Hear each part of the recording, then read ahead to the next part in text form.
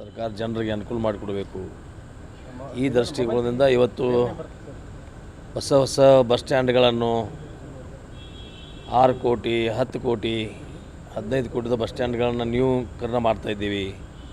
ಹೊಸ ಬಸ್ಗಳನ್ನು ಖರೀದಿ ಮಾಡ್ತಾಯಿದ್ದೀವಿ. ಚಿಗರಿ ಬಸ್ಗಳನ್ನು ಅದನ್ನು ಒಂದು ವ್ಯವಸ್ಥೆಗಳನ್ನು ಬದಲಾವಣೆ ಮಾಡ್ತಾಯಿದ್ದೀವಿ.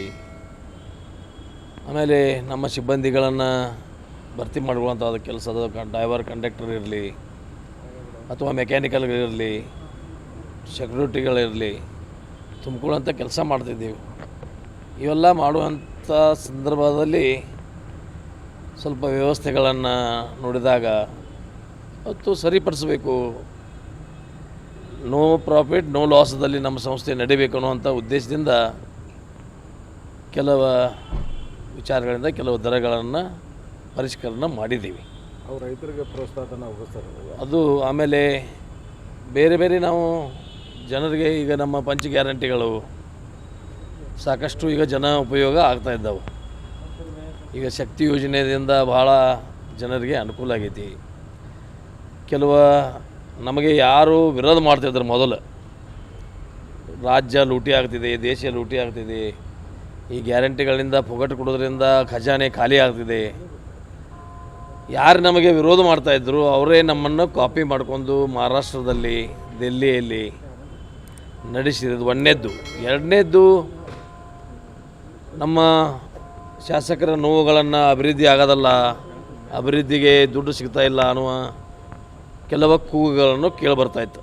ನಾನು ನಿನ್ನೆನೇ 15 ಕೋಟಿ ರೂಪಾಯಿ ರಸ್ತೆಗಳು, 8 ಕೋಟಿ 60 ಲಕ್ಷ ರೂಪಾಯಿ ಪ್ರಜಾಸೌಧ ಅಂದರೆ ಮಣಿ ವಿಧಾನಸೌಧ, ಆಮೇಲೆ ಕೆರೆ ತುಂಬು ಯೋಜನೆಗಳು 138 ಕೋಟಿ ರೂಪಾಯಿದ 11 ಕೆರೆ ತುಂಬಿ ಯೋಜನೆಗಳನ್ನು, ಮತ್ತೊಂದು 6 ಕೆರೆಗಳನ್ನು ಕಾಗವಾಡದಿಂದ ಶೆಡ್ಬಾಲ್, ಕಾಗವಾಡ, ಲೋಕೂರು, ಮಂಗಸುಳಿ ಅದು 26 ಕೋಟಿ ರೂಪಾಯಿದ ಮೊನ್ನೆ ಟೆಂಡರ್ ಕರೆದು ರೆಕಾರ್ಡನ್ನು ಕೊಟ್ಟಿದ್ದೀವಿ. ಎಲ್ಲ ಕಡೆ ಈಗ 500 ಕೋಟಿಗಳ ಪ್ರತಿಯೊಂದು ಮತಕ್ಷೇತ್ರದಲ್ಲಿ ಕೆಲಸ ಆಗ್ತಾ ಇರೋದ್ರಿಂದ ಅದು ನಮ್ಮ ಮೇಲೇನು ಆರೋಪ ಮಾಡ್ತಾಯಿದ್ರು ಸತ್ಯಕ್ಕೆ ದೂರವಾದದ್ದು. ಇಷ್ಟೆಲ್ಲ ಸರ್ಕಾರದಲ್ಲಿ ನಡೆಸುವಾಗ ಸ್ವಲ್ಪ ಅಡೆಯಡಚಣೆಗಳು ಆಗೋದು ಸಹಜ, ಯಾರೇ ಇರಲಿ, ಅದು ಯಾವೇ ಪಕ್ಷ ಇರಲಿ. ಅದಕ್ಕಾಗಿ ಅದರನ್ನು ಪಾರದರ್ಶಕವಾಗಿ ನಮ್ಮ ಮುಖ್ಯಮಂತ್ರಿ ಆದಂಥ ಸಿದ್ದರಾಮಯ್ಯನವರು ಆಡಳಿತ ವ್ಯವಸ್ಥಿತವಾಗಿ ನಡೆಸಿದ್ದಾರೆ.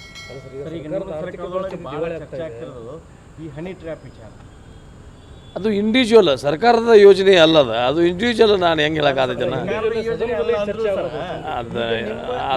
ಅದರ ಬಗ್ಗೆ ನನಗೇನು ಸರಿಯಾದ ಮಾಹಿತಿ ಇಲ್ಲ. ನಾನು ಅದ್ರ ಬಗ್ಗೆ ಹೇಳಲಿಕ್ಕೆ ಹೋಗೋದಿಲ್ಲ, ನನಗೇನು ಮಾಹಿತಿ ಇಲ್ಲ. ಅದು ಏನು ಅಷ್ಟು ನನಗೇನು ಮಾಹಿತಿ ಇಲ್ಲ, ನಾನು ಹೇಳಕ್ಕೆ ಬಯಸೋದಲ್ಲ. ನಾನು ಸರ್ಕಾರ ಅಭಿವೃದ್ಧಿ ಪಥದಲ್ಲಿ ನಡೀತಾ ಇದೆ ಅಂತ ಹೇಳ್ತಾ ಇದ್ದೀನಿ. ಸಾರಿಗೆ ಸಂಸ್ಥೆ ನೌಕರರು ವೇತನ ಪರಿಷ್ಕರಣೆ ಮಾಡೋಕ್ಕಾಗಬಹುದು. ಈಗ ಮಾಡ್ತಾಯಿದ್ದೀವಿ. ನಾಳೆ ನಮ್ಮ 5ನೇ ತಾರೀಕು 10ನೇ ತಾರೀಕು 5ನೇ ತಾರೀಕು ಐ ಥಿಂಕ್ ಏಪ್ರಿಲ್ 5ನೇ ತಾರೀಕು ನಮ್ಮ ಒಂದು ಸರ್ಕಾರದವರು ನಮ್ಮ ಸಂಕ್ರಾಂತಿ ಆದ ನಂತರ ಮೀಟಿಂಗ್ ಕರಿತೀವಿ ಅಂತ ಹೇಳಿದ್ದೀವಿ. ಅದರ ಕೆಲವು ಕಾರಣಾಂತರಗಳು ಅದು ಕರೀಲಿಕ್ಕೆ ಆಗಲಿಲ್ಲ.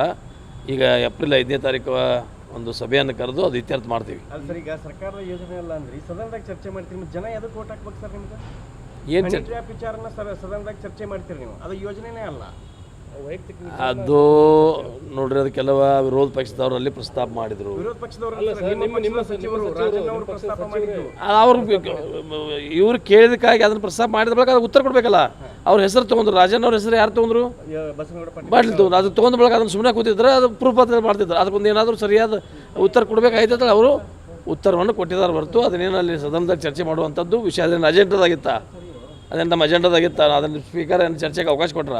ಅವನು ಬಜೆಟ್ ಮೇಲೆ ಮತ್ತು ಮಾತಾಡ್ತಾ ಈ ವಿಷಯನ ಪ್ರಸ್ತಾಪ ಮಾಡಿರಿ. ಅವ್ರು ರಾಜಣ್ಣ ಅವ್ರ ಹೆಸರು ತೊಗೊಂಡಾಗ ಅವ್ರು ಅದಕ್ಕೆ ನನ್ನ ಹೆಸರು ಸದನದಾಗ ತೊಗೊಂಡ ಬಳಿಕ ನಾನು ಅದಕ್ಕೆ ಉತ್ತರ ಕೊಡದೆ ಹೋಗಿದ್ರೆ ನಾನು ತಪ್ಪಸ್ತಳಿ ಸಿದ್ಧ ಆಗ್ತೈತಿ. ಅದಕ್ಕಾಗಿ ಅದನ್ನು ಮಾತಾಡಿದ್ರೆ ಅದಕ್ಕೇನು ಭಾಳ ನೀವು ಚರ್ಚೆಗೆ ಕೊಡಬೇಡ್ರಿ. ಡೆವಲಪ್ಮೆಂಟ್ ಸಲುವಾಗಿ ನೋಡೋಣ.